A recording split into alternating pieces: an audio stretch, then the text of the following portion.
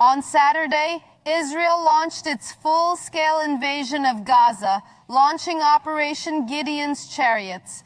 As a prelude, it announced extensive ground operations in both the northern and southern areas. Negotiations resumed in Doha, the capital of Qatar. Israeli officials argue that the operation has brought Hamas to the table.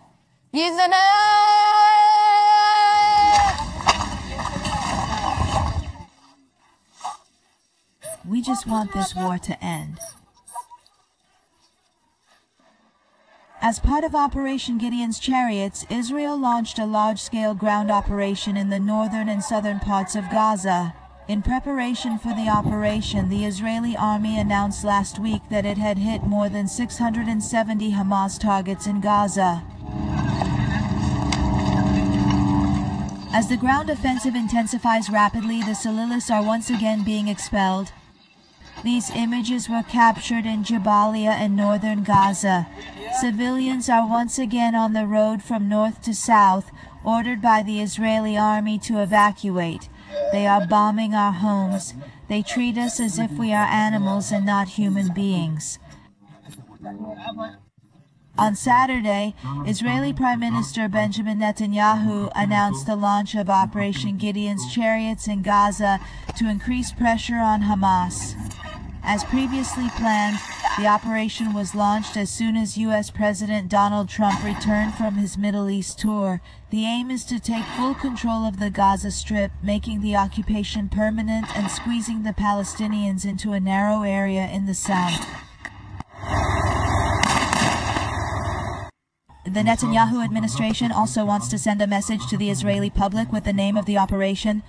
Behind the name Gideon's Chariots lies a deep religious reference to the Jewish holy book Tanakh. The reference to Gideon, the judge and warrior who liberated the people of Israel from the oppression of the Midianites, is meant to send a message of victory to the Israelis while distracting them from the massacre in Gaza. While the attacks continue unabated, the negotiation table was re-established in Doha, the capital of Qatar. Israel and Hamas are in contact thanks to mediators.